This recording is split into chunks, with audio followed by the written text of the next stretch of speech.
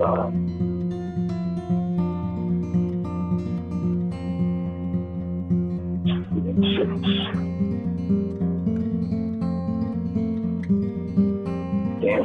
Okay, so we have enough for one. All right. Can we put the agenda up to? I got it here. Don't bother. We're going to call the meeting to order. This is budget meeting for Golden Rain Foundation. I never know the date, August 17th. And what I need at this point is acknowledgement of any media that is attending the meeting. Is any media here? I didn't see any on the thing, but there was a caller, I believe. Have we identified everybody? Hi. Yeah. Looks like we have. Hi, John. This is Chris in the boardroom. Sorry to interrupt. So the media is actually being broadcasted through Village Television. So technically, in a sense, we're being broadcasted. So that would be a form of media. Okay, so please note that. Then I'll need a motion for the approval of the agenda. I so move. Second. Okay, when you make a motion, because there's so many small boxes, just say your name so the recorder can get the information. I think it was Yvonne, I didn't get who seconded it. Bert Moldow, second. Thanks, Bert. Okay, let's see, we have chair remarks. As you may have overheard Betty and I talking a minute ago, I feel like today's meeting is fine-tuning the prior meeting's budget information, and we have a proposal that delivers what we've asked for, which is no increase on the assessment for 2021. So the starting point that I'm asking staff to provide is what changed? What are the differences specifically so we can dial into those? And then I'll leave another general comment and turn things over to the staff, which is let's make sure that the comments we're focused on, it's your call. Ask your questions, that's why we're here. But trying to focus on the big dollar items first is going to be in our best interest. We have a finance meeting Wednesday. We could always get information on a smaller item and review it at that time. We're not finalizing the budget today, but I just want to be sure, since we've got 8% reduction, that we really analyze what that 8% means, see how we want to deal with it, and if there's areas you still feel uncomfortable about, you can count on them being addressed. At least I'll make sure it gets followed up on. So those are my chair remarks. Next, we're going to move on to member comments. Chris, do we have any member comments? And then you can call on Bert Moldow before or after, whatever's appropriate procedurally, because he had a comment. So, yeah, John, good morning, and good morning to everybody. So we have two member comments that are not related to the board meeting. The first person we can go with is Bert Moldow, and then I'll read the member comments from the meetings@vms.org account, where members can actually email their questions in. Okay. Should I start, John? Yes, please, go ahead. Okay. Probably not popular, but there are two items I would like to see added to the budget for 2021. The first addresses the demand charges we have been paying to SCE. It's no secret to VMS and even to some of the members of the board that we're paying as high as 50% over the actual energy consumption to SCE. For instance, a study a couple of years ago, we found out that we were paying over $100,000 a year in demand charges just for the community center. The study I did pointed out that at Clubhouse 6 one year, we were paying 36% over, the library 33% over, and who knows what we're paying in the other buildings because I didn't study them.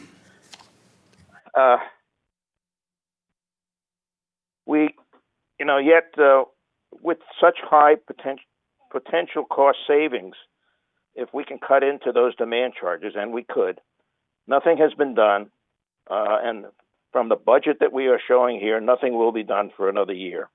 We know that if we install batteries and or solar, that we can cut into this waste and pay down the cost with the energy savings. But we're doing nothing at the moment. At least we're not considering it. And the thing is that we don't have to hire expensive consultants. Typically within this industry, vendors will study and make recommendations free of charge. And they even do this with an understanding that they have to go into competitive bidding when, they made the determination and made their recommendations. So It's nothing that we really have to think about spending a lot of money on consultants for. The other thing that it would address is the power outage situation that we're facing. One step further from batteries and solar or any other alternative source of energy is what's called a microgrid, which enables us to disconnect when we want to, or when energy costs self-generated are cheaper than the energy costs that we're paying to SCE. So this is a very efficient way of dealing with energy costs. The second item that I want to address involves safety. Most of our GRF buildings are harbors for viruses. You can't open the windows. Air is circulated only through the HVAC systems, and we may only be adding a small percentage of air. There's really a need to investigate existing solutions. I recently circulated a report describing several alternatives that we can employ, and this includes a ballpark price for installation of an ultraviolet system in the ducts for the newly proposed PAC HVAC. But we need to consider solutions for all GRF buildings, not just the PAC, for the safety of our residents and for the staff.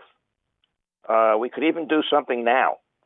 And I am not aware of the type of filters we are currently using in our HVAC systems, but we need to check, because there is one filter that can significantly reduce germs and to a degree is effective in viruses because it filters much finer particles than the typical filter.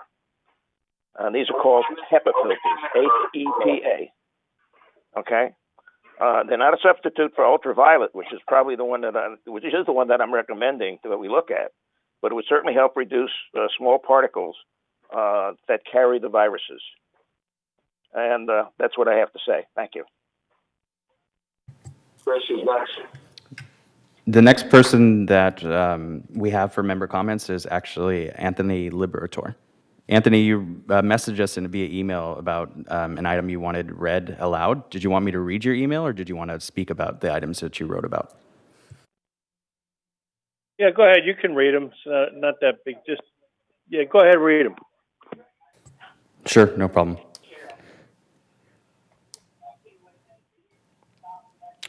So the email begins with need answers for two issues. One, need to show us the revenue generated from AgeWell using the employee parking lot facility.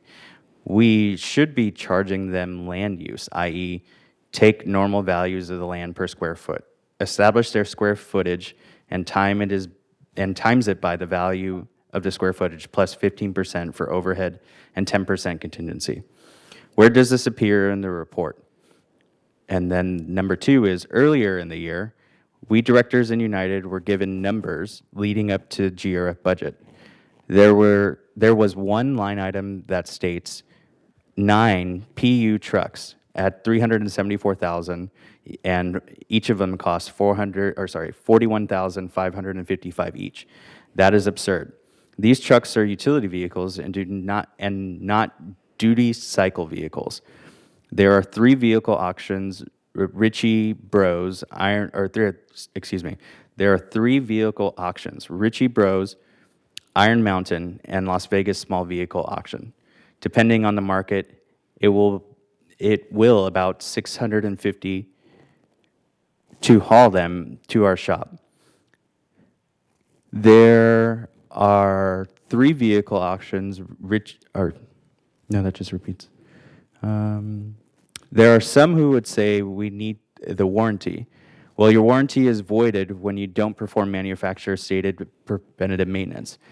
In my frequent trips through the yards, there is not preventative maintenance being performed on those utility vehicles.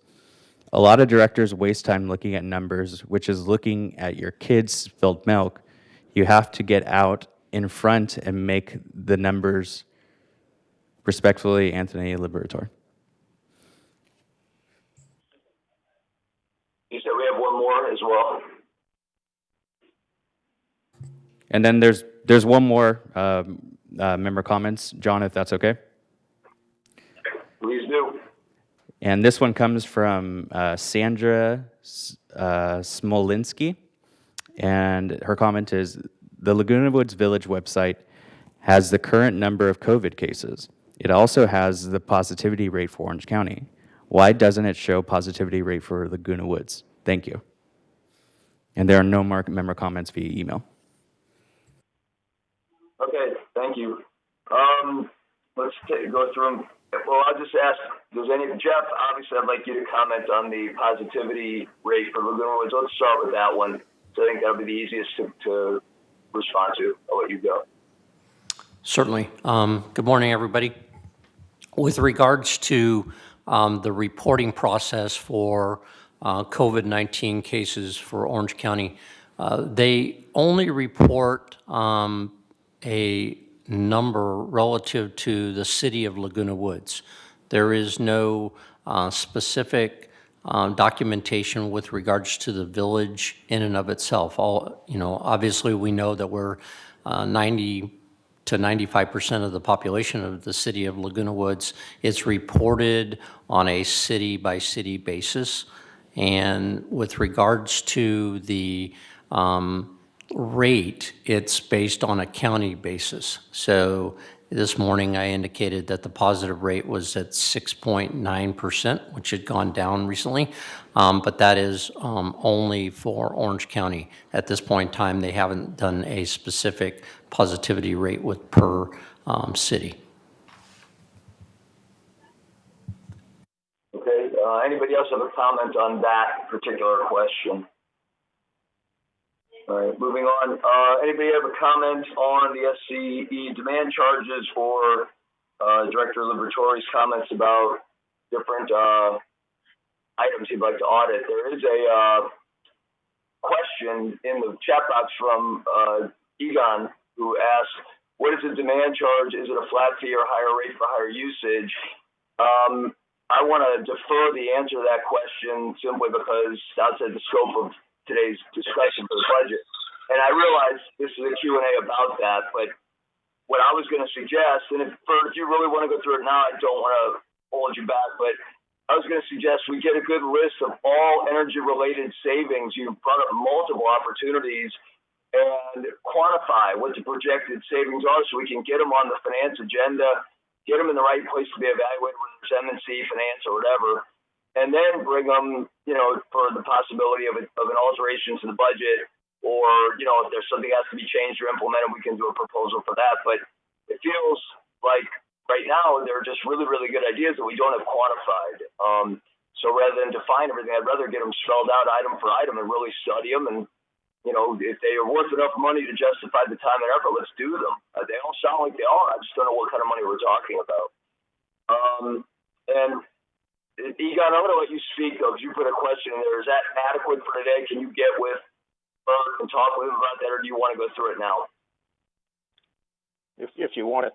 I can get with Bert on that, but it's a simple question. I just asked, are demand charges like a flat fee, or are they the variable charge for electricity that you're talking about?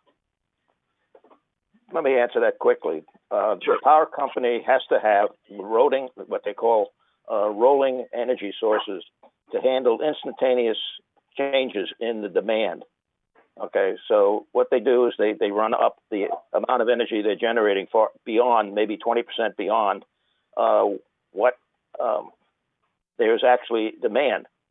Okay, and we wind up, and the consumers wind up paying a demand charge when they do exceed a set demand for their specific location. And we are exceeding that demand constantly. And we are paying through the nose for energy basically that we don't use, that they're generating, okay, because they have to be ready to handle a specific peak demand. Do we have any estimate, literally off the top of your head, because we'll dig in deeper, of how much money we're talking about per year? I'll bet it's over $250,000 a year. So could we have a sample bill that actually shows those demand charges, or a few sample bills? Thank you. Yeah. There are reports that I have done over the last 2 years that you can go back, and look at, or I can try to drag them up. Well, I'm going to get with you, Bert. We're going to get this organized so we can start implementing some of this stuff. Okay, as far as the comments on the transportation, things of that nature, maybe we can deal with them as we talk about the budget today. they feel to me, if anybody else has a comment, please chime in, but they feel to me like committee discussions. Are we buying the right automobiles? Should we be leasing them? When it comes down to a budget, it feels to me like staff has done their research. Staff makes a proposal of what they need to do the service they're trying to do for the next year. And, if we're going to question every charge and everything they're planning on doing, then there's no reason for a budget. We might as well just spend our time auditing everything and looking at invoices and bidding and what have you. I mean, to me, that's what the committees are for. And I'm not trying to minimize that comment at all. I want to make sure we're paying the least amount too. But we got to trust the department heads to an extent. When they come in with their proposal, for budget purposes, we have to start with that. And then maybe we can dig deeper on those things as we go. That's my personal take on it from a budget standpoint. Does anybody else have any comment on that? John, if I may, Chris Lagenauer is on, so Chris can address probably both issues, but I'll start with the age well. Chris can address the question that was raised on that issue. Yes, good morning. On the age well, that was a negotiated contract that we presented to GRF for approval. They're currently providing the village $2,000 a month to park their vehicles there. I would remind everybody that this is part of a much bigger picture of we're trying to create a partnership with AgeWell, and I'm looking at doing other things down the road with them, including maintaining their vehicles, potentially them incorporating some of their services into our services. So the parking along with the fuel is kind of like the first phase of that relationship that we're trying to build with the local nonprofit, with the goal, obviously, to reduce our costs for our bus transportation system and provide a better service overall. So that's kind of where we're at with that. As it relates to the vehicle purchases, the numbers that we put in the budgets are just estimates. When we go to purchase, we try to look at all options. Leases, does it make sense to buy used ones given the market? New ones. The warranty issue is always a big one. And yes, we do provide the required preventive maintenance on all of our vehicles. We have 8 to 10 maintenance staff, fleet maintenance staff, working all day long, making sure all of our vehicles are maintained properly, especially on the preventive maintenance side. So it is something that we look at, and we talked a little bit about it at our most recent MMV meeting as well. Thank you. Question in the chat box from Bunny Carpenter. It might be a specific line item. I'm not sure what trust revenue is. It says Bunny missing trust revenue and AgeWell revenue. So I don't know how we cover that. Bunny maybe chime in with a follow-up question. Well, let's start with that. There was a follow-up unrelated question. Okay.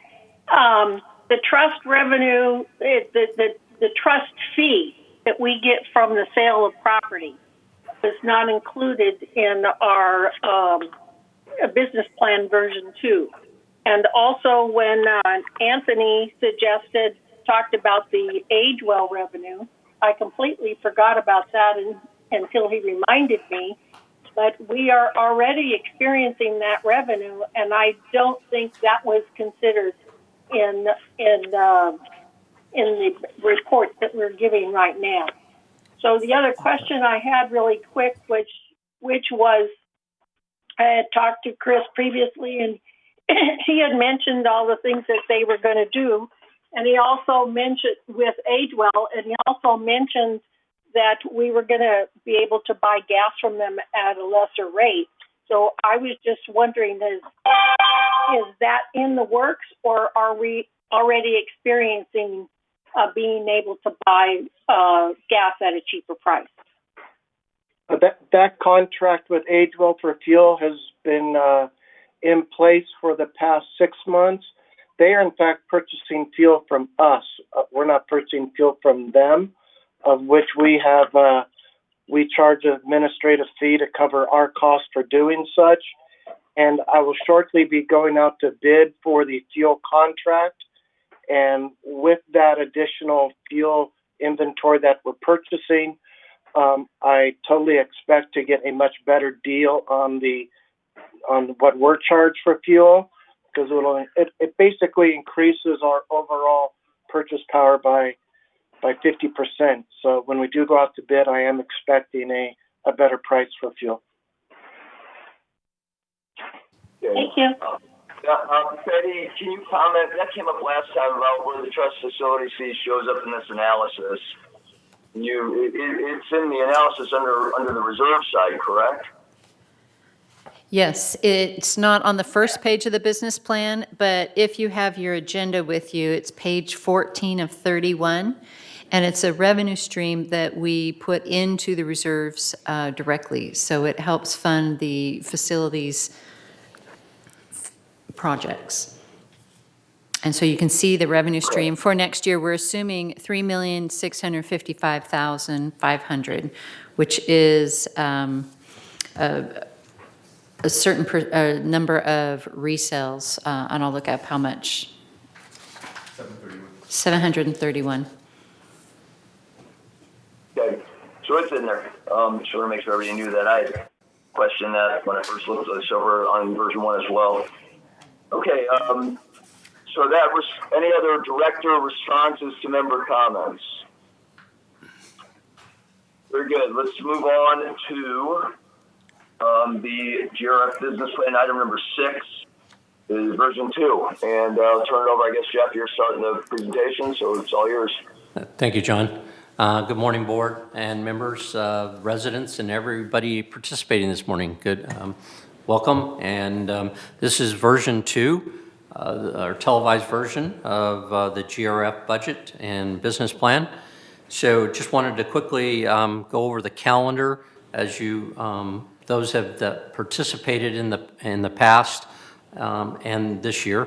We've had a number of budgetary processes leading up to, we had version 1, which was back in July, and prior to that we had a lot of work with our departments and working with the GRF board and kind of getting direction.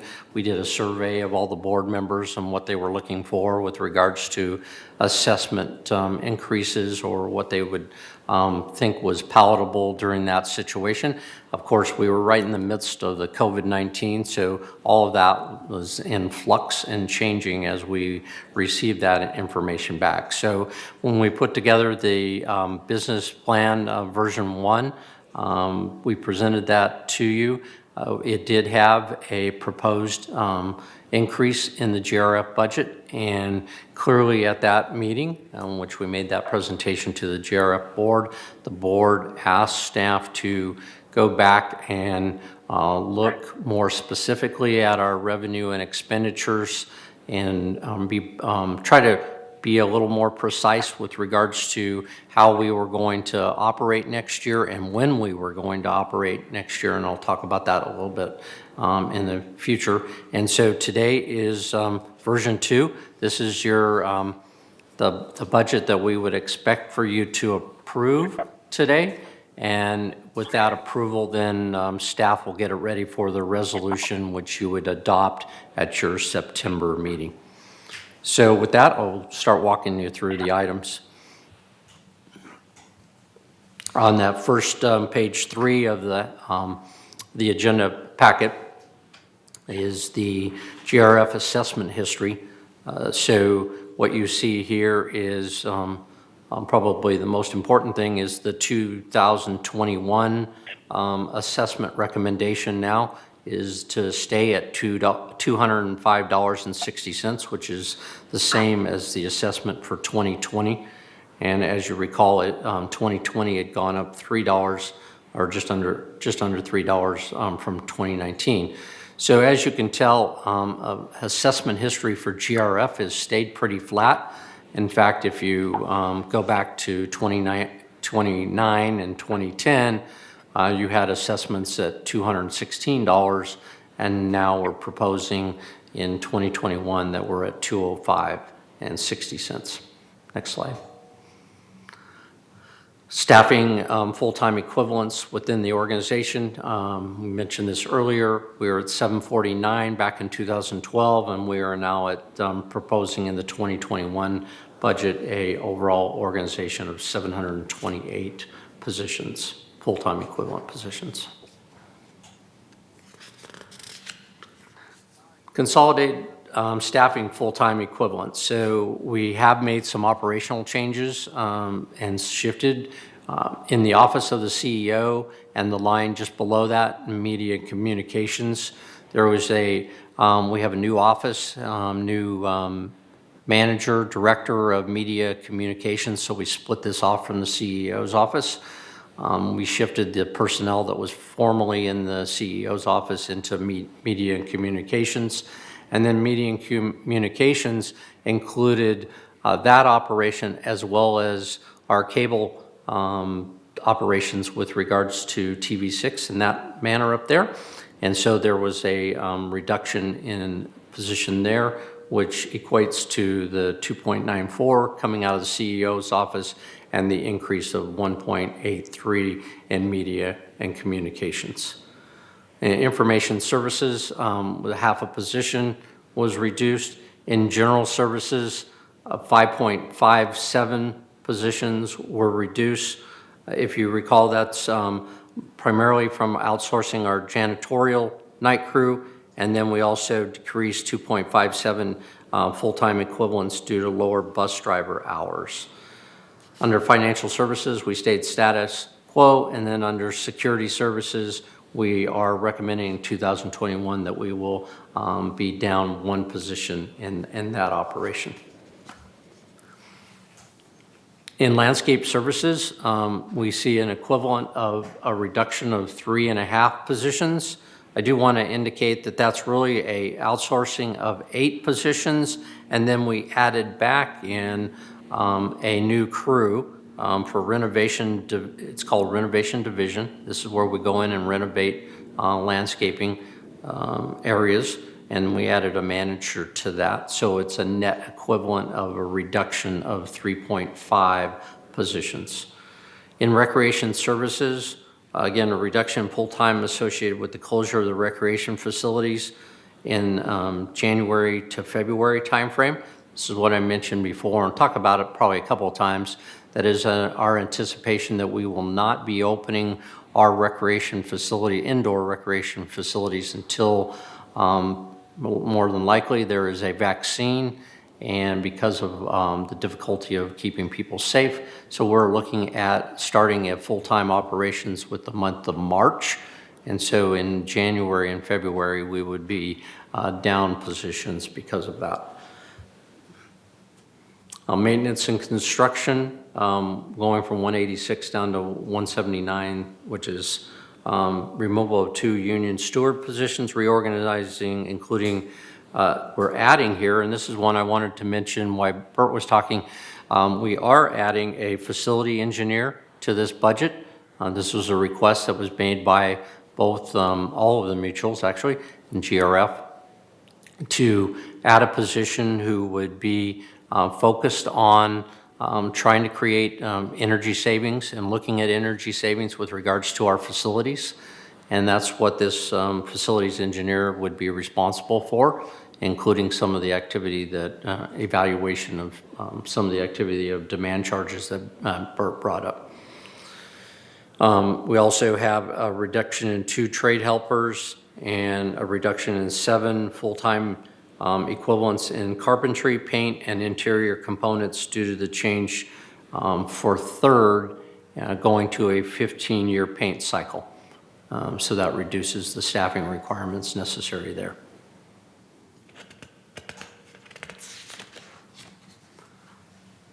GRF business plan, this goes in now to, on slide number 7 is our summary of our total non-assessment revenue is the first line item there, which was basically status quo there. Total expense for the 2021 plan of $246.40, that's a $5 increase. Net operating of $186.60, which is $5.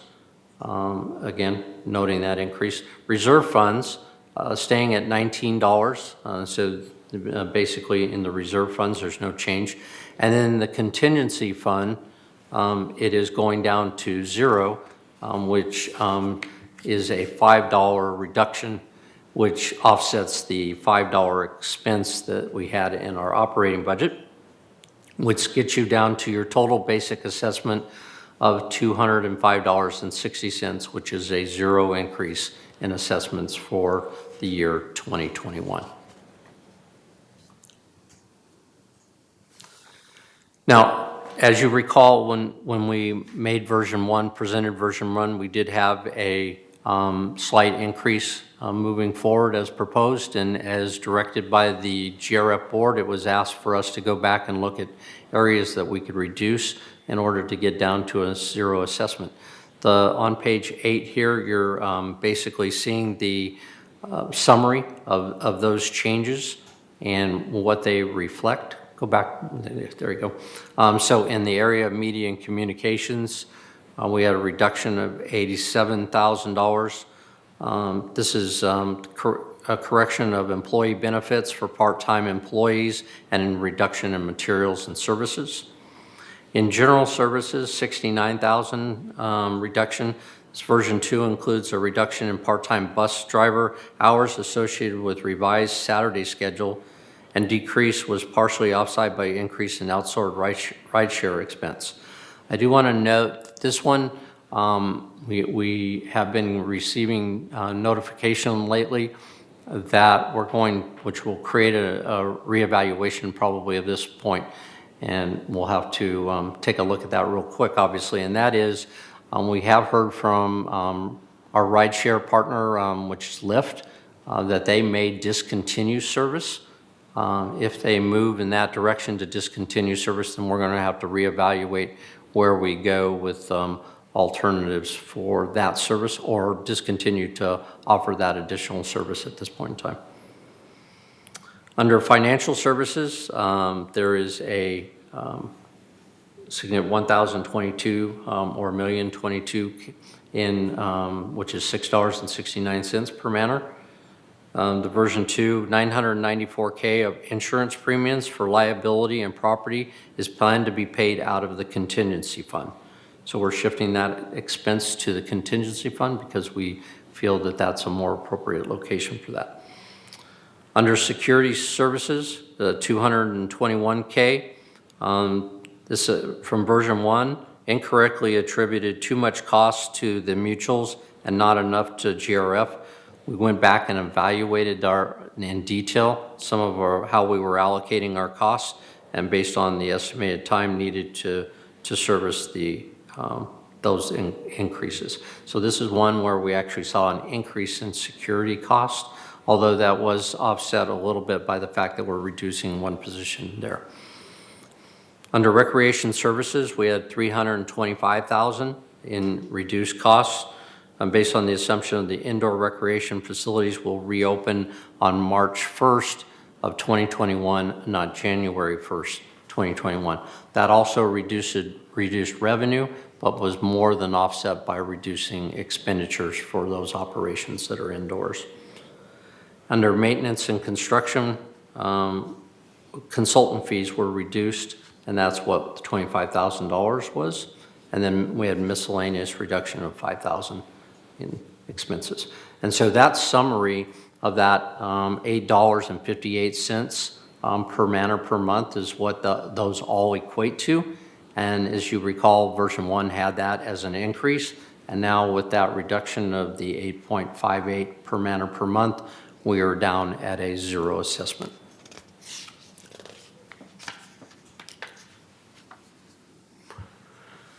Just quickly going to run through some other pieces of information here. Revenue sources. These are non-assessment revenues of $13 million. These are, the reason for presenting this is that there are a number of people watching for the first time, even though the board's had multiple times looking at this. I wanted to make sure everybody was aware. So non-assessment revenue of $13 million. As you can see, broadband at 39% is the largest non-assessment revenue. The next is the trust facility fees, which Bunny had mentioned, 28%. Golf is 13%. Miscellaneous revenue is 8%. Rentals and events is 6%. Our investments is 4%, and then merchandise sale is just a little lower than that. I should say investments is 4%. Excuse me.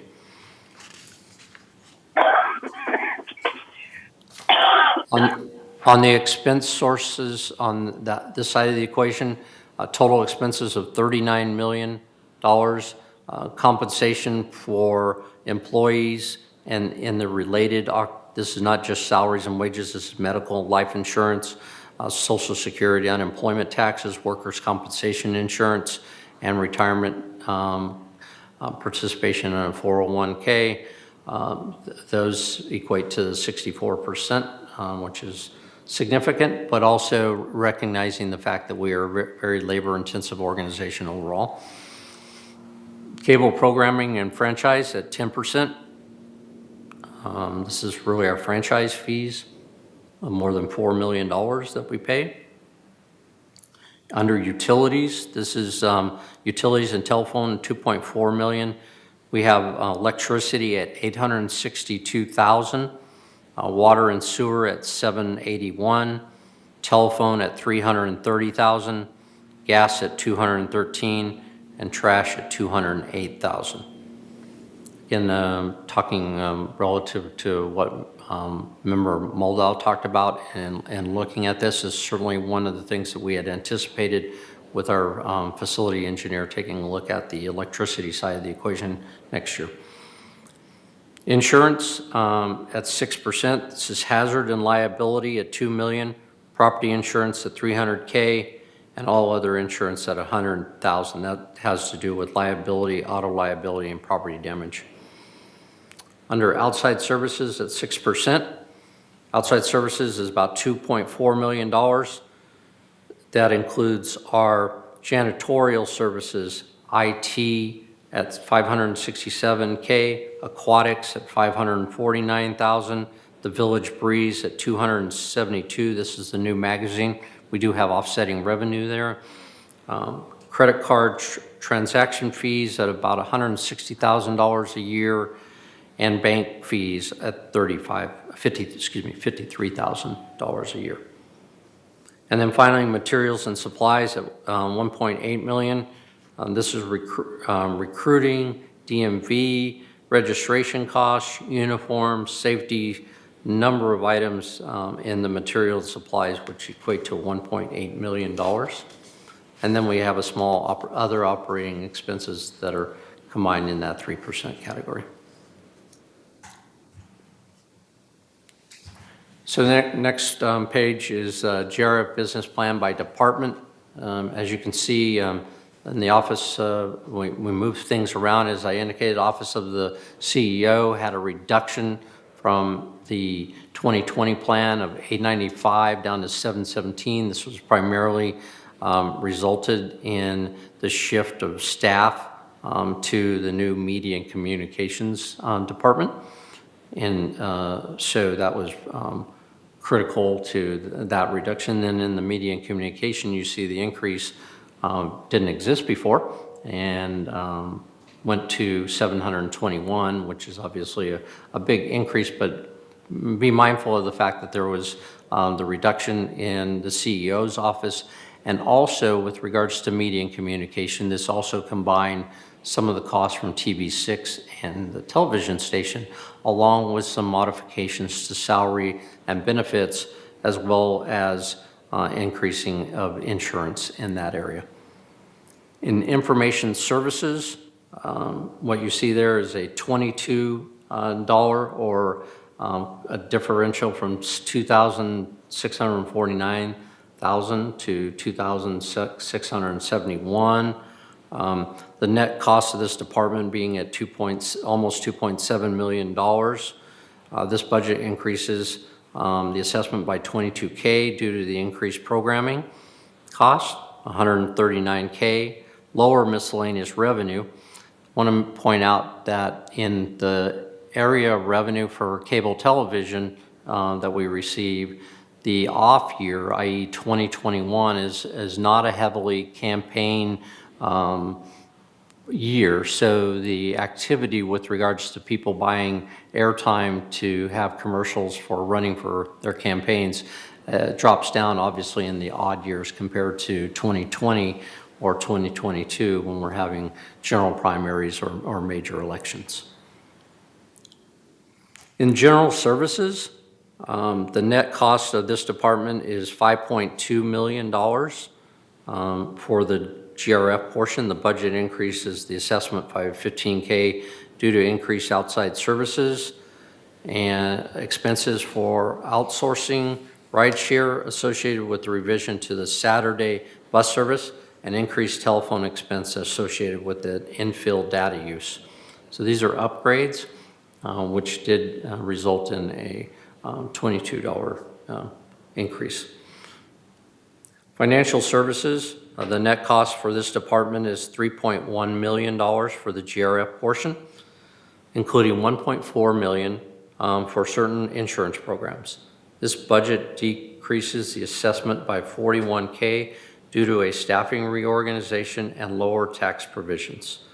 Note, and a critical part that we had talked about earlier, $994,000 of the insurance premiums for liability and property will be paid out of the contingency fund as opposed to the operation fund.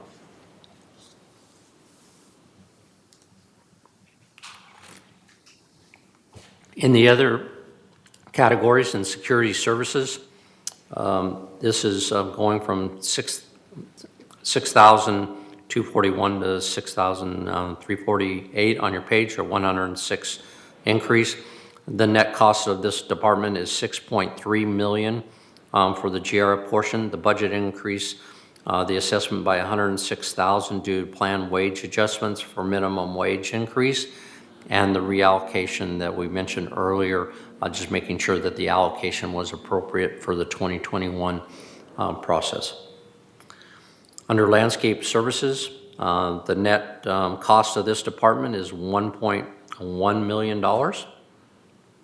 And this is this budget increased the assessment by $51,000 due to planned wage adjustments and related benefit expenses. This was partially offset by savings in wages associated with outsourced work, but it does have a regular increase due to union wages and insurance. Under recreation services, we are at $6.2 million for the GRF portion. Under recreation services, all of which is included in the operating assessment. The budget decreased the assessment by $132K, primarily due to the closure of recreation facilities as proposed during the pandemic, and the fact that we're looking at those recreational facilities, the indoor facilities being closed and continue to be closed, and we're on a limited basis in January and February, and then fully operation for them starting in the month of March. The business plan assumes just that will open back up in full operation. Now, again, this is a budget, so depending on how we're actually operating, if there's no vaccine by then and we feel like it's still in our best interest not to open facilities, then obviously there would be an impact of a positive impact actually in the expense category, which would supersede the revenue loss. It would just be the impact on our residents not having these facilities open. We'll continue obviously to look at all the options that we can with regards to outdoor activities where it's much safer and easier to me. Under human resource services, the net cost of this department is $329,000 for the GF portion. Budget increases the assessment by $2,000 this year. Again, just minor increase in employee costs. Maintenance and construction, the net cost to the department is $2.1 million for GRF. The budget increased the assessment by $288K due to a planned wage adjustment and related benefits. This goes back to union wages primarily that affects the maintenance and construction and their benefits, and a correction to the allocation of administrative support. Again, during that time where we went back between version 1 and version 2, we're looking at appropriate allocations, making sure that they were allocated to the mutuals as well as GRF in appropriate manner. And then finally, on our non-work center, includes in this budget is late fee revenue, but this has a positive of $2,000 where we made those adjustments in a non-work center category. The important part that we had a lot of dialogue at the in version 1 and certainly have had a lot of input from residents out there was what are we projecting to be at the end of 2020 and how are projections going with regards to savings that have occurred and additional expenses that have occurred with regards to GRF. What this chart shows you is kind of a monthly staggered account and what we're projecting for December 31st, 2020. We started with the first closures in March, didn't affect too much in the sense of expense because we had our payroll still operational. Then in April is where we went into our furlough situation and closed down all the facilities. So we had very little expense there, also reduction in revenue, but you can see where that savings on a monthly basis occurred in April, May, and June. And also, I'll let Betty talk a little bit about July because there was, or Jose, one of us can talk about that.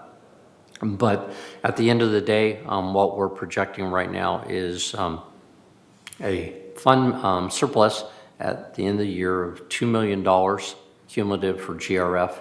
And we've talked about where we would put that back into our contingency and reserve balances. But I'll let Betty or Jose talk about the month of July. Good morning. I don't have specific information for July, so Jose will look that up while we move on to reserves, and we'll come back to that. A portion of your budget, in addition to the operating, which Jeff just went over, we're going to move on and go over the reserve items. So next slide, Chris. We have two reserve funds, or two funds that you contribute to. Your reserves, which are required by Davis Sterling, the civil code that ensures that a community association is putting aside money for the eventual repair or replacement of your major assets. And your contribution right now is $19 per man or per month, or $2.9 million into the reserve fund. And that's based on a projected 30-year funding plan. And the board was able to avoid a projected increase of $5 per man or per month in this reserve contribution by reducing planned expenditures for 2020 and 2021. So by looking at the priorities and making some adjustments, they've been able to bring down those expenditures, alleviate the requirements of the reserve fund, and maintain your current assessment of $2.9 million. Also in the contingency fund, this is money that's set aside for unexpected items that come up during the year and weren't anticipated in the annual budget. And we are making an assumption here that your current contribution of $764,000 in 2020 can go down to zero next year. And we'll talk about that more in just a minute. So on the next slide, we look at the projected balance for your reserve fund. On the second column there, you can see that $19 contribution staying the same for 2021. And your planned expenditures this year and next year include carryover for items that have already been approved by the board and given the review that they will continue and anticipate those planned expenditures. So you're not just seeing the 2020 capital plan there, but also some carryovers from prior years. And so we're anticipating that reserve balance ending at about $19.5 million next year. And just for information on the accounting side, this is a consolidation of three funds: the equipment fund, the facilities fund, and the trust facility fee fund. On the next slide, we put all those funds together to come up with a 30-year funding plan. And this is the reserves plan that will be adopted by the board. Civil Code allows for a threshold method of funding, which basically says the board focuses on the planned expenditures in future years and sets contributions to meet those expenditures without falling below a desired threshold. And we currently have a threshold of $7.4 million. We do apply a CPI factor to that, which you can see on the next slide visually. We have can you go to the graph, Chris? I apologize, it was a couple more slides. There we go. The blue dotted line at the bottom is this floor, if you will, this minimum threshold that the board does not want the balances to fall below. This is not a required number. It's just a comfort level, if you will, where the board wants to maintain a certain amount of reserves even after you consider all your expenditures. And in orange, the line is showing the projected balances each year. So Civil Code does require a 30-year outlook and a disclosure to the members to say, are there sufficient funds to cover the expenditures over the next 30 years, or is there a special assessment anticipated? So this fund shows that the plan covers all the expenditures, stays above that threshold, and if the board were going to foresee a problem with meeting that requirement, they could reevaluate their threshold and make a decision if it's too low or too high. But this is what they've agreed to going forward. And so, Chris, if you'll go back to slide 16. And I know that this is nothing that is going to show up well on the TV screen for the residents watching from home, but for the board members who have their agenda package, what we're doing is following page 15. I misspoke earlier and said it was page 14. It's page 15 of your agenda package, and the full 30-year plan is shown there. We've just got a couple of excerpts here showing the first few years and the last few years. And again, you're starting the year a balance of $21.3 million, and you've got contributions coming in from the assessment at $19 per man or per month. We also have investment income for those invested fund balances. And then that middle column I wanted to point out, that's your facility fee fund. That's the $5,000 transfer fee that's charged when there's a title transfer. And that is a revenue source that contributes in addition to your assessments. It helps keep those assessments down. And as Jeff showed in a prior slide, the historical look at your assessments, we've been able to keep them level over the last dozen years because it was in 2011 or 2012 that you started this facility fee, and that transfer fee has helped fund your reserves and keep your assessments down. So moving on to the contingency fund, slide 18. Doing a 5-year projection here. This is not required by Civil Code. As I mentioned, this is just, if you will, a savings account for contingencies or unexpected items. And one of the big unexpected items you're having is the results of the COVID shutdown and the associated savings, especially in the area of recreation, for the facilities that are shut down, and we are not with furloughed employees, we're not having the expenses that were anticipated this year. And so the surplus that we're projecting is about $2 million.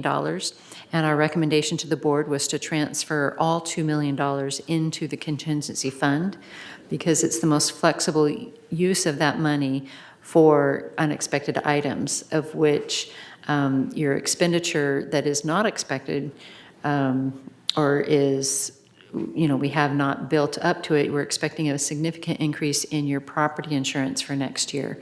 That renewal, unfortunately, does not come about before the budget is set. And so we have transferred a portion of that increase of your property insurance to this contingency fund. since it's unknown at this time, it's like a known unknown, if that makes any sense. We know the property insurance is going up, but it's being marketed and negotiated right now. And so we've put a portion of the costs in the operating budget, and then the more significant increase here of almost $1 million we've added to the planned expenditures in 2021 as a means of using up that prior year surplus. That surplus gets returned to members, and the way that we return it, since we can't really write individual $100 checks, and the administrative task of sending that out to members, partial ownerships throughout the year and so forth, the means by which the boards have returned the surplus to you is to fund your reserves.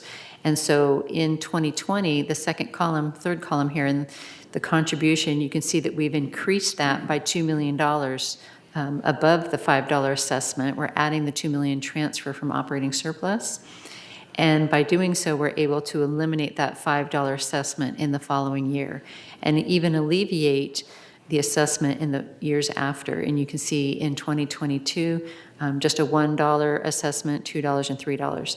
And that maintains your fund balance between $1.6 and $2 million over the next several years. So we think with the variables, not knowing exactly how much you're going to end up the year with your operating surplus and not knowing yet how much the property insurance increase is going to land at through the negotiations, we felt that this was the best place to handle those fluctuations. And so we'll just end now on the last slide and open it up to questions. And well, before we do, we will just add a couple of comments about the projected surplus of $2 million. On that slide, you had seen that July went down, and we didn't see as much surplus in July as anticipated. So, sorry, Chris, I'm going to have you bounce back to slide 13, just so that's up on the screen while we talk about the July results. Good morning, this is Jose Campos, the Financial Services Manager, and I just wanted to talk a little bit about July results. And you saw kind of an anomaly here as your surplus increased, but didn't increase at the same rate it had been in the past several months. And there are a couple reasons as to why. The first of which is going to be a timing issue on advertising revenue. As we know, we're getting a lot of political type of advertising revenue. However, July didn't show that, and we'll be receiving that revenue in the months to follow. So the revenue is coming, it's just not recorded in July. Also, some of our utility bills, we didn't receive any June bills, for example, in broadband. So when July rolled around, we ended up paying 2 different bills. So you see about a $40,000 swing there. We also had a couple of quarterly expenses that happened in July that you don't see in some of the previous months, and those include the association dues for the community center. We also had some DMV registration dues that were due, and some HR safety consultant fees that were paid. So because of some of the added expenditures in July, we didn't get to see the benefit of the surplus, but again, the big issue there is going to be the advertising revenue that will be coming as the election draws to an end. Thank you, Jose.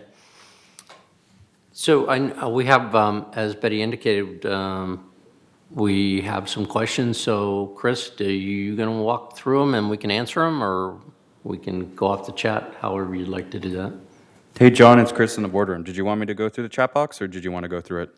Yeah, just run down the chat box, starting with Rosemary's comment at 10:30. And I mean, to summarize that first question, unless Rosemary wants to comment directly, she kind of wrote it up as a question. Just want to make sure all fees, revenues that were being collected in the clubhouses was net against the savings that you projected. The particular things, Bridge Club, revenue and other types of revenue like that, were they netted against the expense savings or the numbers you projected? Yes, we considered both revenue and expenses in those projections. May I say something, John? Absolutely. I heard Jeff and I had a meeting with Wayne Name, and we were discussing the budgets and other things. And the basic thing is we had discussed in the past that the Bridge Club is in no position to be reopening, and that revenue, which is straight revenue, should have been reduced, and it hasn't been reduced because there are no plans to open that up because of the health things and touching cards, et cetera, et cetera. But also, if you were looking at the revenue, and Jeff mentioned staff cutbacks for not having the clubhouses, the revenue is still too high. I know that you've taken into consideration staff cuts, but the revenue is still rather high. And then we start ourselves off, whether it's in March or whatever, in trouble because people are, most places aren't thinking that they're going to do any scheduling, whether it's the Opera House or Soho or whatever, until January, February. We know that it's probably later than that. So we should probably be looking at revenues starting closer to June. Revenue and expenses closer to June. Senior community, virus going mad, virus not established. So I really believe we should look at that again. Thank you. Thank you, John, for the opportunity to speak. No problem. All right, Chris, let's go back to you. I'll let you run through the box from there. I just want to cover that one because you've written the question out. Over to you. Sounds good. Thanks, John. Our next request to speak is from Dick Rader. Thank you. On slide 8, which was changes from Burgess 1 budget, I believe it showed that you're going to take $669 from contingency fund. I believe it was mainly for insurance purposes to cover that expense, and that the contingency fund would be supplemented by savings due to the fact that we're not fully operational. My concern is eventually we're going to be back to normal. We're not going to have these savings to supplement contingency. And somewhere along the line, we're going to have to, it seems to me, ask for an increase of not only the $669 for the insurance, but each subsequent year, the insurance is going to go up, maybe not as large as these years now, but it's going to go up. So I'm concerned that we're taking care of ourselves now, but there may be sudden increases in subsequent years to cover the insurance.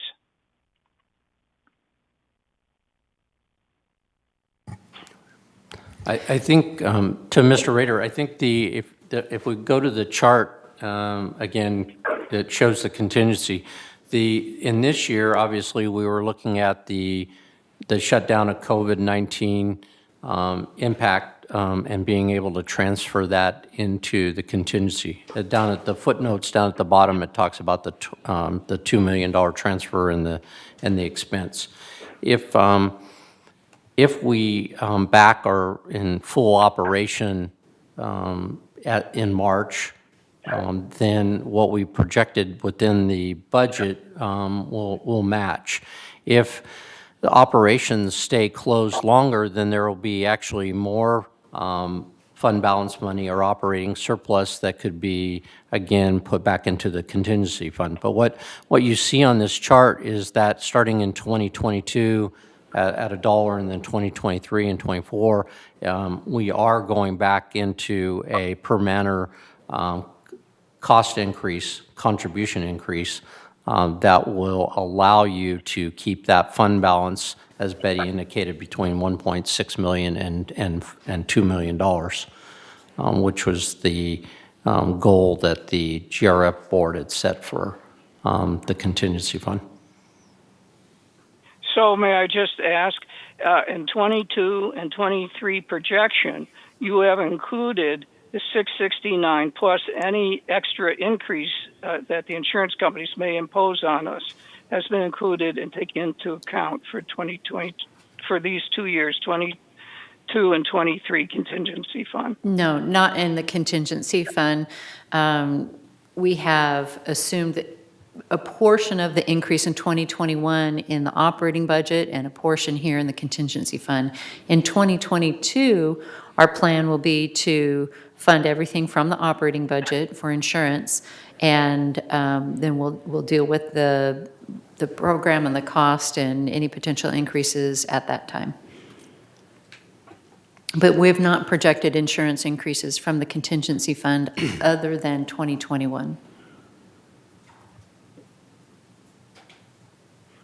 And Dick, we did that because of the surplus. We're doing a one-time transfer of surplus this year into that fund and want to use a portion of that for your unexpected property insurance increase. Well, I don't know if I'm making myself clear, but somewhere along the line, you have to cover the insurance costs.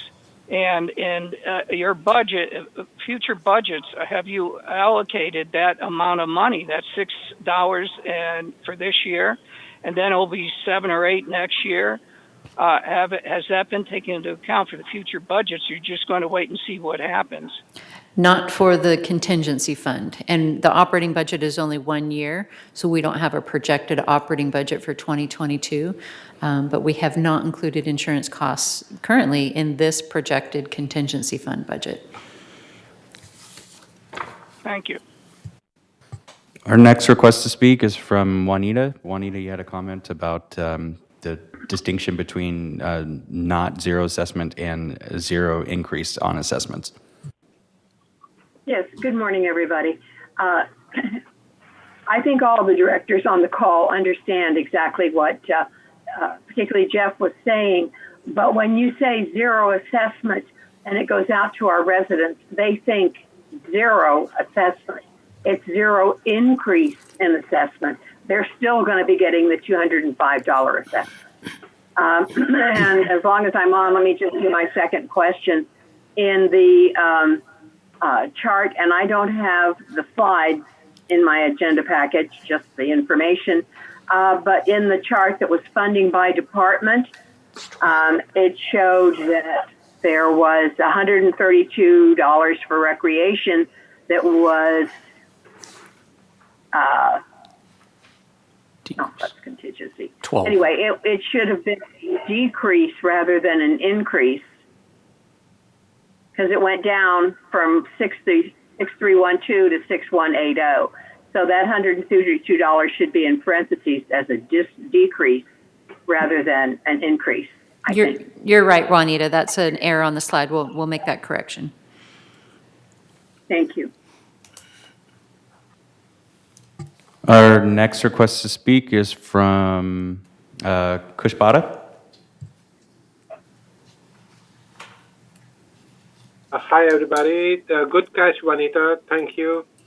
I've been following this, and I'm looking at the page 9 of 37, and also at the total number of staff that we have decreased.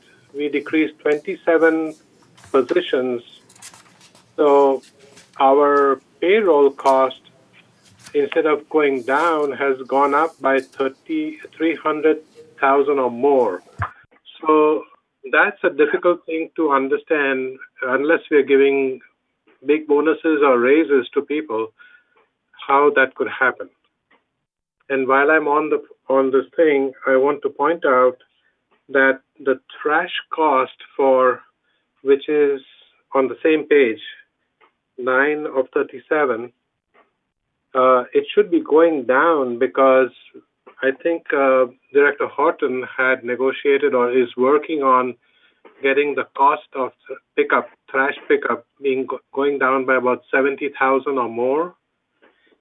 And then there is also 2 other things, which is just my lack of understanding maybe, but I understand that we have an IP telephone system where the cost of our telephones or the use of telephones is over the internet, many of it. I know we may have some copper lines too, but the telephone cost should be going down rather than going up. And so is the cable TV cost because we reduced a number of channels early. So this is all I have to say right now, and help me understand all these increases. Thank you. And remind me if I miss a couple of them, but the trash, if you're talking about the anticipated change for the manure disposal at the equestrian center, we've left. That's correct. We've left it in the budget because we don't have a final resolution on that solution yet. We have taken it out of the boarding fee. So the boarding fee is not going to include the manure disposal. And whether it ends up being a recreation cost as is or transferred to landscape as part of the composting program, it has yet to be determined. So that is an item that is still in the budget, and we just have to go with a budget assumption for now, but the program will determine how those costs come in next year. And then on the telephone, the reason the telephone costs are going up is the increased in-field data collection, and the devices in the field require larger data plans, and so it's the cellular data plans that you're seeing for field operations that's driving the increase in that telephone budget, not the regular telephone line costs. And was there a third item you asked about? Was it cable TV or internet? Yeah, there was cable TV and the staff cost, the payroll cost. Okay, well, I'd have to pull that up. I don't have that detail in this presentation. Okay. It's in that package that we received. I'll just give you the page number for you to review. It's on page 36 of 37. Total number of people reduced is 23, not 27, 23. So page 36 of 37, which department? Overall, the top line, all departments. Oh, right. 23.15 positions have been reduced. Correct. Correct? Yes. Much of that is... I'm looking at the overall picture. Right. The total picture, that is down mostly because of outsourcing. 2 outsourced operations in landscape and in general services. And those custodial and tree trimming items that are being outsourced, there's outside services that are offsetting the reduction there in the payroll.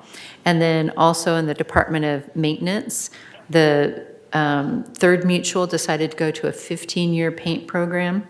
And so you'll see big reductions there in carpentry and paint departments because of extending out that paint cycle.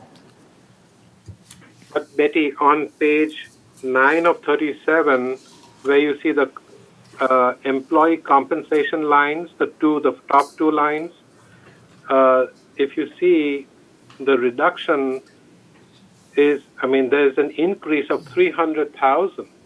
Instead of it going down, it's going up. So I'm wondering if we reduce the number of employees and our payroll is going up, that means is there a clerical error, or are we giving? On the staffing levels, when we report full-time equivalents, we're reporting all the staffing, the shared staff for GRF, United, and Third. But on the business plan, page 9 of the agenda, we're looking at just GRF's portion. So those programs that I mentioned, the staffing reductions are mutual programs. The janitorial, the tree trimming, and the paint cycle, those are all mutual impact. We didn't have any significant reductions on the GRF side of payroll. Okay, so when you look at the full line, it will show a decrease in the payroll? In the which line? When you see it overall over all the mutuals, will it make a difference in the payroll? Let me pull that up here and let you know, because the wage adjustments are in there for existing personnel.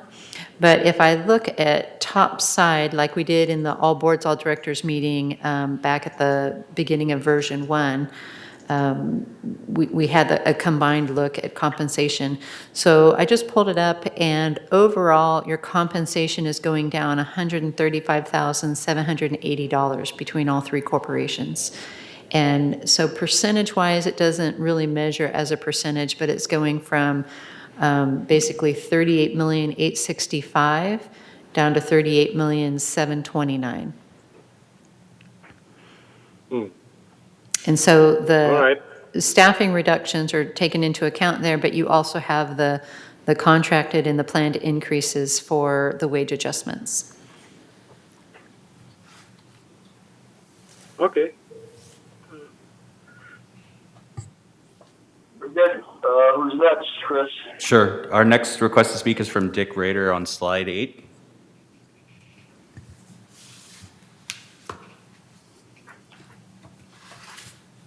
Thank you, but my question was addressed.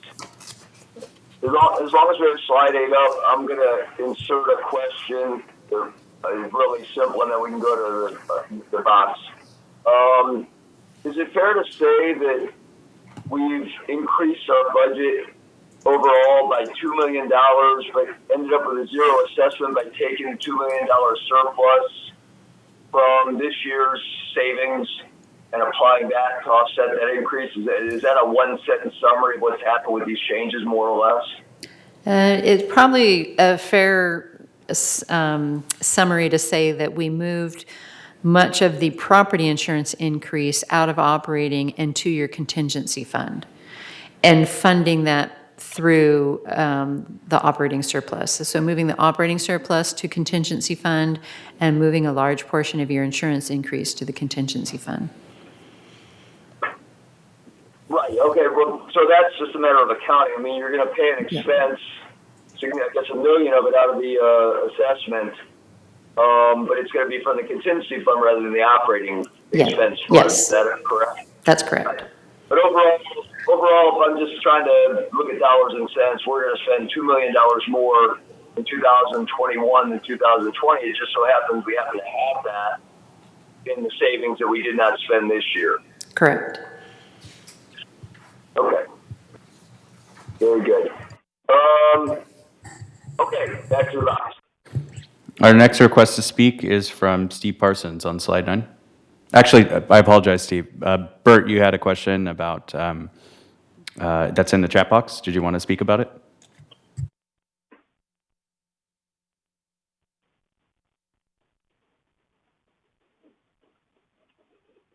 Yes, I did.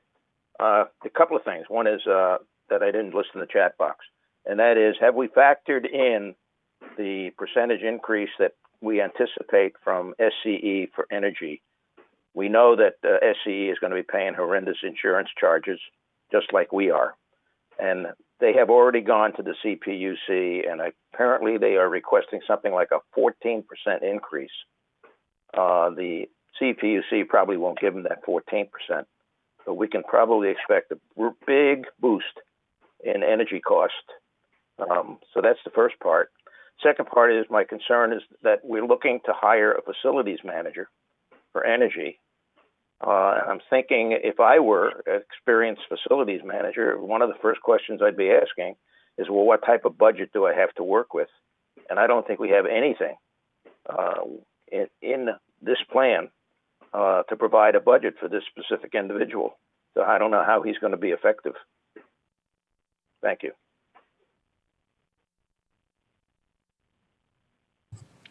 Our next request to speak is from Steve Parsons on slide 9.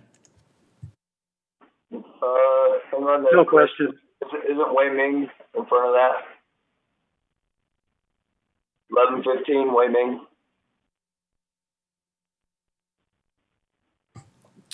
Yes, you're correct. Go ahead, Wei Ming.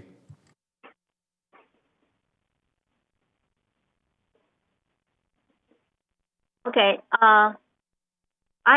It is very important that we show the property. This is the same thing happened to Third Mutual. The property insurance is an expense item. It has to show in the budget as expense. So we need to increase. This is my recommendation for total is the same, but showing it differently for the expenses, we show increase of $994,636. That's a change of per matter per hour, per matter per month of $6.51. And in the line of contingency fund, that's what we normally show the $2 million. So we'll show a negative surplus, show a negative of $2 million, negative number for surplus into contingency fund. That's the change of a negative $13.09. And then in the fund contribution section, the contingency fund will increase it by $1,005,364, which is $6.58. That's the changes.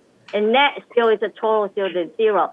That way people can see, because we've been telling people insurance increase and the surplus from this year will be you guys will get a refund or transfer it to contingency. If we don't show it there, the community is going to be really upset. So showing this way, you show the $2 million paying back into contingency fund, which is $13, and then you show an increase of property insurance of $6.51, and that's still the same. And then the remaining $6.58 is in contingency fund. That way, it's so much better. Show it as total is the same, but show it so much better that for the community, you have the number to show it to them. Yeah, on the agenda, page 11 of 22 shows the full insurance cost for GRF. Betty, is that you're muted? Am I, Chris? Can you hear me? Muted. Can you hear me? Jump in whenever you get your speaker back. You've lost me somehow. Chris,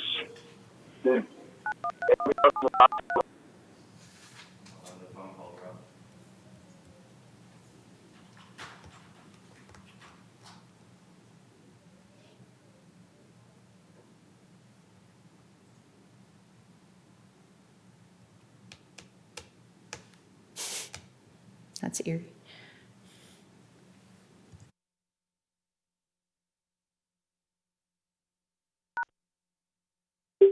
Please enter your access code followed by the pound or hash.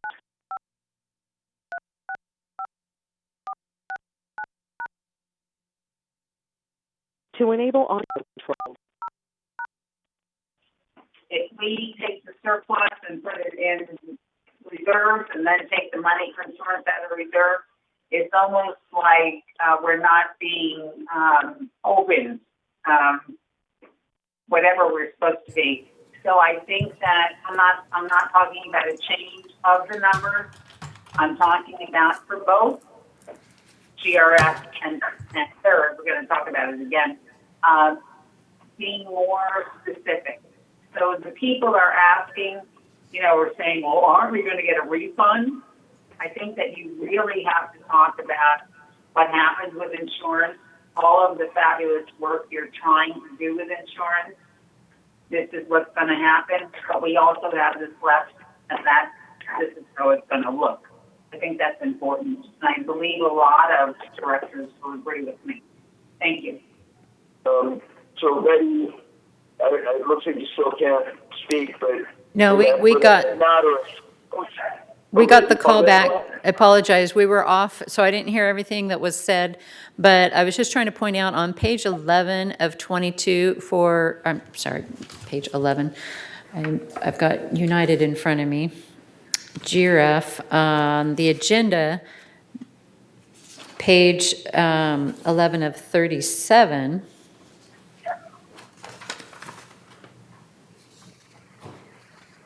No, we'll flip the page to page 12. So the agenda for this meeting is issued and is available to the public. And on page 12 of 37, towards the bottom, the entire insurance budget is shown there. But it is just the operating portion. And so what we'll do is similar to what Third had asked us is for the final version of the budget for GRF, we will make sure to make some notes on the business plan and make sure that the total cost of insurance, both the operating portion and the reserve portion, is identified so that it is understood in its entirety. The footnote in just the contingency fund, I can see where you're feeling that it's not enough just to talk about it in contingency, but to mention it over in the operating budget as well. So they both point back to each other, and regardless of which side you're looking at, you can see the whole total cost for the insurance program.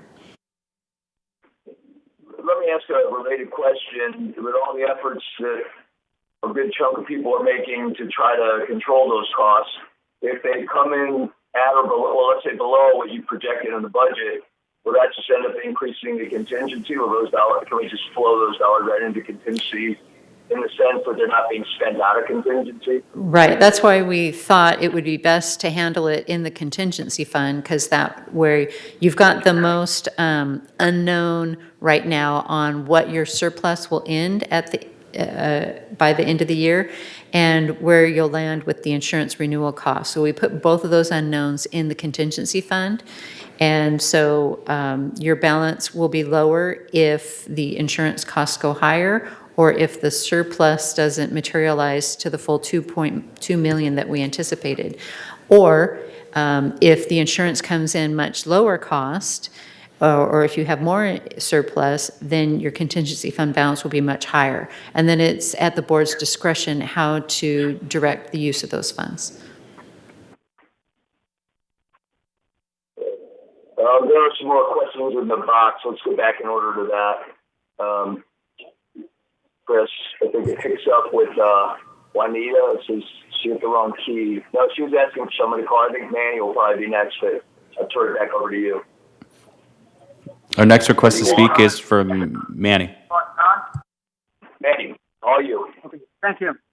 I want to clarify something that Betty has explained pretty carefully already, but it's often misunderstood. The increased insurance of about $800,000 or $900,000 to GRF only affects the amount of assessment that's passed on down to the member through the mutual, United or Third. And so it has really no direct impact on the amount that that member will see on his assessment letter that he gets for the year. And that's where, regardless of where it's paid from, that's just cash flow. When you get your statement for assessment this year, no matter what happens, unless you get a credit for the basic assessment, you're going to have an increase in your line item for insurance. It's a separate item. So if you're in Third or if you're in United, if you take a look at the bottom line, your total assessment, including GRF, multiply times 12, multiply times the number of units, you will not come up with that total because you have to add back in property taxes and insurance, which is a separate line item. So what I'm saying, if last year your assessment for insurance was $12 per month per unit, and your insurance cost doubled, your assessment then has to go up to $24 per unit per month. In order to offset that, you would have to have a reduction in other cost items that are in your basic assessment. So the fact that GRF is going to fund this out of contingencies, Betty has been right up front and explained it all. And the only question I would say is that it is known, but by definition, the amount is not known. So that's why they're paying it out of contingency. But as far as accounting and all that, when you get your audited financial statement at the end of the year, all of these income and expense items, whether they're reserves, whether they're operations, they all get reported by the general ledger account. So insurance as a total figure is going to appear as insurance, no matter where it got paid from. So right now, this is a different means of providing where you are going to try to get the money from to cover these things. So I wouldn't disturb the way they presented it and how they're showing it and where they're taking from. I'm glad they're not increasing assessments for that. So again, when you get to Third, be aware that no matter what gets presented to you or United, that insurance, your assessment for insurance is going to go up. And the only way you're going to be able to have a reduction for that is if you come up with a net credit as far as a decrease in your assessment from last year. I just want to explain that so people would understand it because they really don't. Thank you. Our next request to speak is from Carl.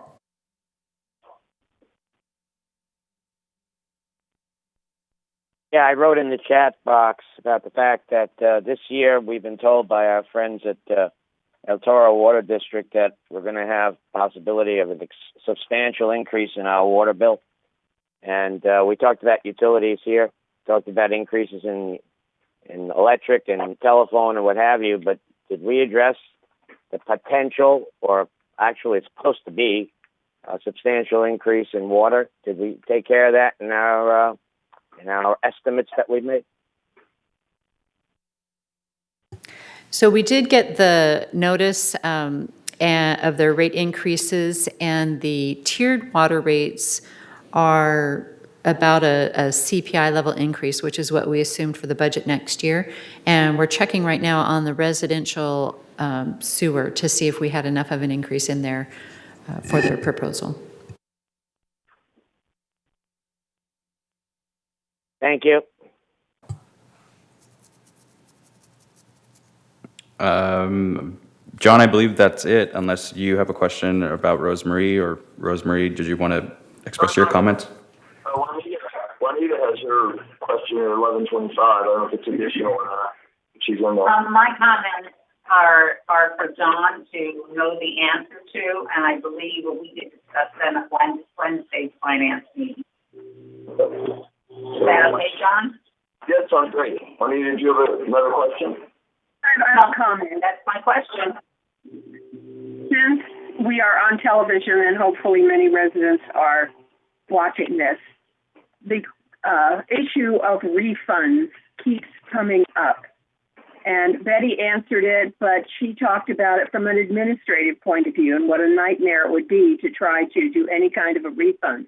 I'd like to speak to it from the United point of view, and I think Third and GRF are pretty close.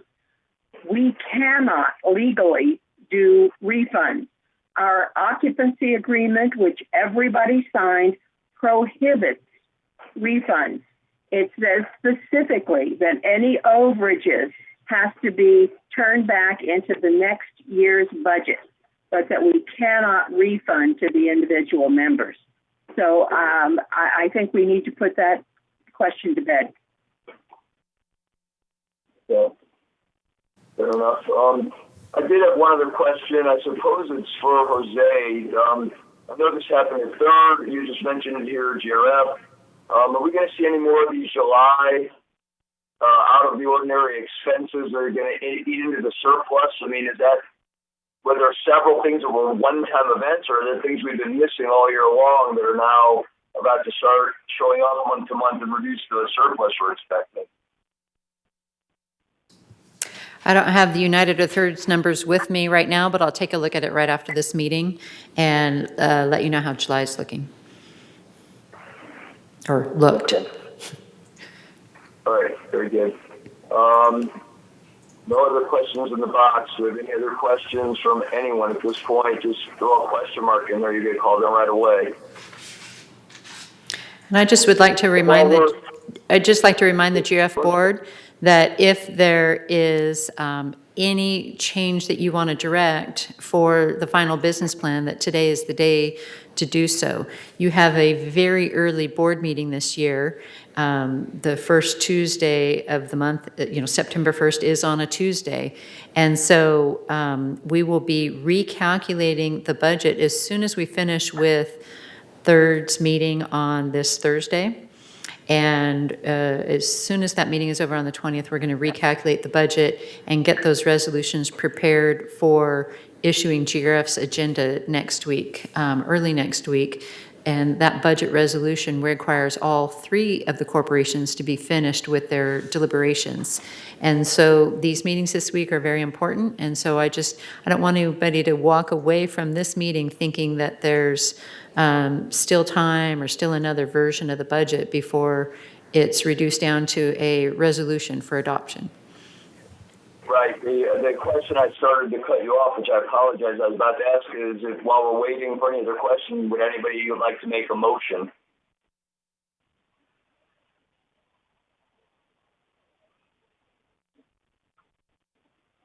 are we comfortable enough to get this approved and move forward is really the hidden question I'm asking our board. No longer hidden, now very direct.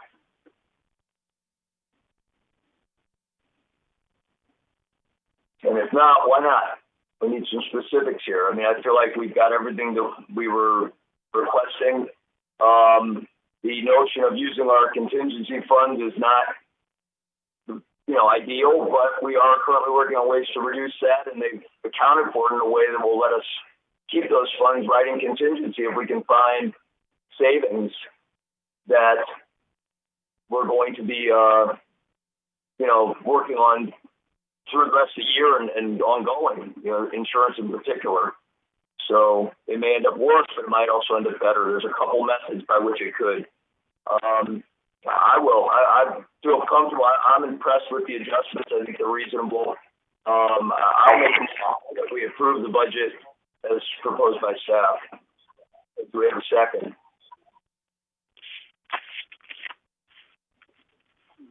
I second. Jim Hopkins. Okay, any other discussion on that motion now?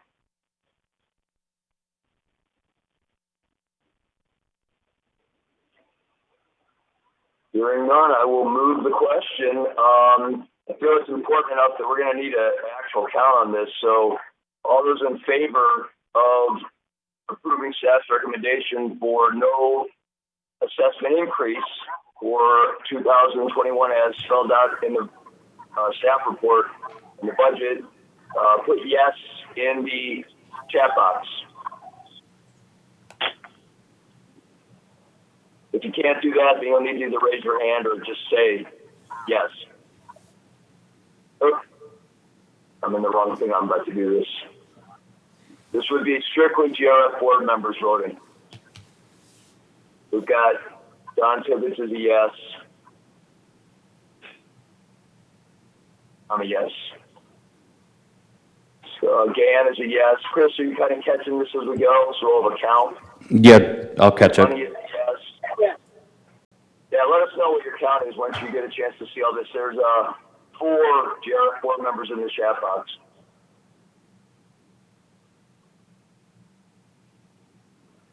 I see Sue Stevens is out there. I don't know if she's able to type a yes, or maybe she doesn't want to vote yes. That could be a problem. You got to give her a chance. Okay, then let's go the other way. That was adequate time. All those against, type no in the chat box or put yourself on the screen, raise your hand. Let us know somehow that you are voting no on this motion.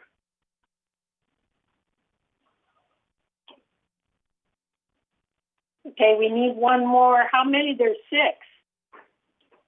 I mean, 1, 2, 3, 4. Myself is 5. And Don Tibbetts raised his hand. So Don Tibbetts is a yes. Don Tibbetts is a yes.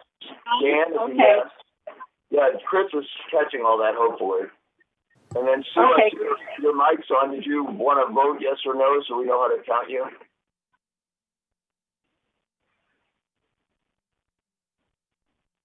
I don't see Sue here. I do. Okay. Do you? Okay, Don says yes. 2. So, Chris, what do you? Nobody's voting no. Yes. 6 with John. You have 6 with John. Okay. Where are we, Chris? Just to be official. Sure. So we have votes for yes is Director Tibbetts, Egon.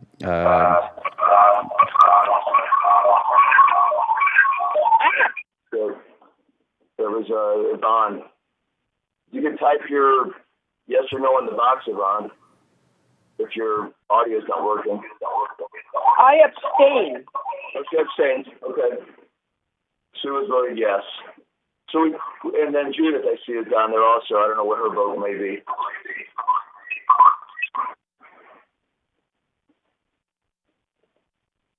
You want to keep your streak alive, Judith?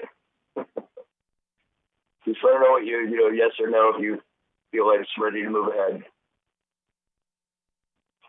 In any event, we have enough votes to carry the motion. I'd just like to get an accurate count. We got 9 yeses and 1 no. Kurt Muldown, no. 9 other yeses. Right, we're waiting on Judith. But again, you're right, Manny. Hi, hello. Can you talk to me now? Sure. Yeah, finally, because I keep talking, nobody can hear me. Yeah, I vote a no. Okay, so the motion passes 9-2, correct, Chris? That's the count I have. Yeah, that's what we got. That's correct.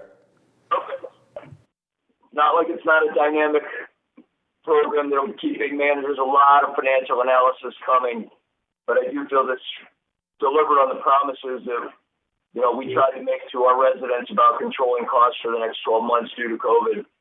And we can, use this as a baseline to try to improve things. Let's see.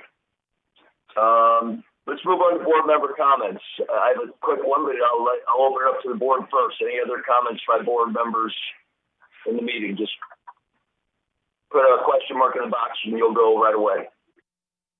I'm sorry, thank you. Betty corrected 8-2-1. We did have an abstention. Thank you. Okay. I'll make my board member comment, put a question. Oh, Judith, please go ahead. Who's going to go last? You go ahead. Can you hear me now? We can. Go ahead. Okay. Yeah, I did have a couple of comments during the meeting, but for some reason, when I called in, they never asked me for a name or caller, so I don't know why I didn't show up. I heard the whole meeting. I mean, I was here, but okay. I didn't know if I had to explain why I just said no at this time, but we need to figure out why when I called in that you guys couldn't see me at that end, because that was the problem, because none of on the phone, I'm not able to have chat box. So that was a little frustrating, but okay. So I'm here now, and there are reasons that I sent to Bunny why I was against this. So, but going forward, we'll have discussion, I guess, at closed meeting and go from there. So anyway, I just need us to check out why when I called in, they didn't register me on the screen that I was a call in. Maybe that's a glitch somewhere. Okay, thank you. Okay. Thank you, Judy. My comment, since I'm seeing nobody else, in case anybody else wants to jump in, just throw a question mark in the box, but simply stated that this budget, covers the most important priorities for operations. It has, adequate reserves. We all know, and several have asked for comment about some of the big projects that we're just starting to dig into and work on, most notably Performing Arts Center, Clubhouse One. Those fundings are going to be looked at carefully and made sure that they're accounted for with as much transparency as I'm able to provide before anything is put forth for even our approval. And we'll have a chance to review it, understand it, and evaluate it. So, there were some comments made about looking to the future in addition to controlling costs today. And I think we've managed things as well as they can be managed for this particular budget at this particular time. But these committees are going to be working really hard on how to find the money without affecting assessments dramatically for those larger, more long-term projects. I just wanted anyone listening to know that that is not forgotten. We know we need to do it. And a lot of us are on this board to make sure it's done as carefully as possible. Anybody else have any other comments? Jim Hopkins, did you want to go ahead and make that a comment? Feel free to do that. Yes. I was wondering whether or not we could introduce an accrual process for major income/expenditures to avoid the explanation of timing for the actual expenditures. Betty, did you want to spend any time responding to that? Can you repeat the question? Basically, looking to understand if we can develop some sort of accrual process for things that we know are coming that won't be addressed. Our budget's month to month. The things we talk about quite often, is just wondering if there's a way that we're building to address it and get more actual to match, expenses we know we're going to incur versus simply reporting equal month by month. Right. So those unexpected quarterly payments, I'm sure was what you're referring to. And the significant one is the broadband franchise fees, and so we'll look at that and possibly booking an accrual monthly instead of waiting for the quarterly payment. Yeah, and I was really referring to all those types of expenditures where we know they're coming, but maybe there's a delayed billing or delayed income for that matter, just so that we can have a smoother effect on our actual month to month. Yes, we do use accrual-based accounting. We accrue for all large expenditures such as payroll, legal fees, and insurance. And so that's what I was saying. I think we can add to that one of the remaining ones that we don't accrue for that is had a significant impact on July is those quarterly fees that are paid. So we'll look at that. Last call for board comments. Any other board member comments since we're all in our virtual room, or anybody like to make a final comment? Okay, then I appreciate the staff's effort on this.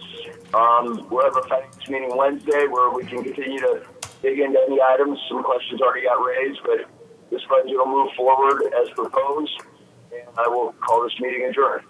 Thank you for coming. Thank you, John. Thank you. Thank you, John.